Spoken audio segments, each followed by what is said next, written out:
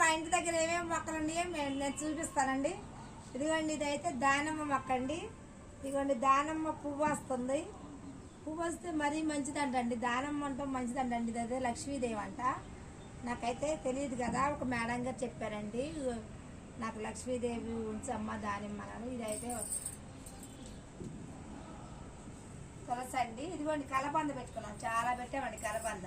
ఇక్కడైతే కలబంద చూడండి, ఇలా కలబంద పెట్టుకున్నాను. ఇంకా నల్లేరు కూడా పెట్టామండి. నల్లేరు అయితే ఇంక చెట్లు చాలా పెట్టానండి అటు. ఇదిగోండి,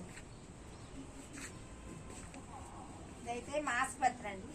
ఇది చక్కని వాసన వచ్చిందండి ఇంట్లో పెట్టుకున్నా కూడా. ఇది పూల మొక్క. ఇవి చూడండి, ఈ పువ్వులు చూడండి ఎంత బాగున్నాయో. నేనైతే రోజు ఇలా చూస్తానండి. నాకు ఎంత చూడండి తెల్లగా ఎంత చక్కగా ఉండయో. అందరి మనసు కూడా ఇంత తెల్లగా ఉండాలని మరీ మరీ కోరుకుంటున్నానండి. కానీ చాలామంది మనసులు చాలా నలుపుగా ఉన్నాయండి. పైన తెలుపు, లోన నలుపుగా ఉన్నారు. అలా ఎవ్వరు ఉండొద్దు. ప్రతి ఒక్కరు కూడా ఈ మల్లె ఈ పువ్వులాగా చక్కగా స్వచ్ఛందంగా ఉండాలని మరి కోరుకుంటున్నానండి. ఇవ్వండి, ఇలా వాము మొక్క పెట్టానండి. వాము పెట్టాను. వాము మనం ఎప్పుడైనా చారు కాసుకున్నప్పుడు కానీ అలా కూరల్లో కొంచెం కొంచెం వాము వేసుకోవచ్చండి. వాము వేసుకుంటే మంచిది కదా అని వాము మొక్క పెట్టాను. ఎన్ని మొక్కలు, కలబంద, రావి చెట్టు, పసుపు మొక్క. పసుపు ఉండాలండి ఇంటికి పసుపు మొక్క ఉండాలని చెప్పేసి మా అమ్మగారు ఊరి నుంచి తెచ్చుకుని మరి నేను వేసుకున్నానండి. పసుపు మొక్క ఉంటే మంచిదనండి. ఇంట్లో ప్రతి ఒక్కరు కూడా పసుపు మొక్క పెట్టండి. ఈ మొక్క పెట్టాను, ఇలా పెట్టాను. మొలక మొక్కలు పెట్టాను. నాకైతే మొలక మొక్కలు కాయాలని కోరిక, కానీ అవి ఎప్పుడు కాస్తాయో తెలియవు. ఇలా పూల మొక్కలు ఈ మొక్క పెట్టానండి చూడండి. ఇదైతే ఆకుకే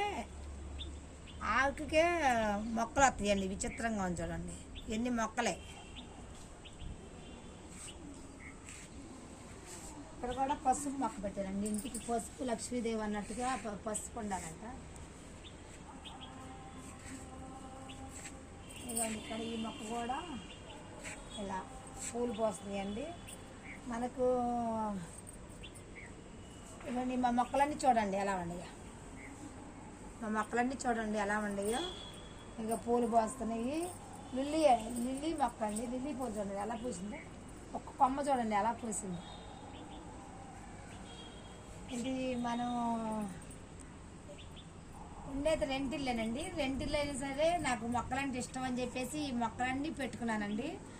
ఇలాంటి అసలు సంతిల్లు కొనుక్కుంటే ఇంకా ఎక్కువ పెట్టుకుంటానండి. నా కోరికైతే మాత్రం ఒక సంతిల్లు కట్టుకోవాలని చాలా కోరికగా ఉందండి. అద్దింట్లోనే ఎన్ని మొక్కలు పెట్టానంటే సంతింట్లో అయితే ఇంకెన్ని మొక్కలు పెడతానో చూడండి. అసలు అద్దింట్లో అయితే ఊరుకోరు కదా. ఇన్ని కుండీలు పెడితే ఎవరైనా ఊరుకుంటారా? ఊరుకోరు కదా. చూడండి, మీరు కూడా ఇలా మొక్కలు పెంచుకోవచ్చు. మనకి ఇలాంటి మొక్కలు పచ్చని వాతావరణం చూస్తే బాగుంటుందండి.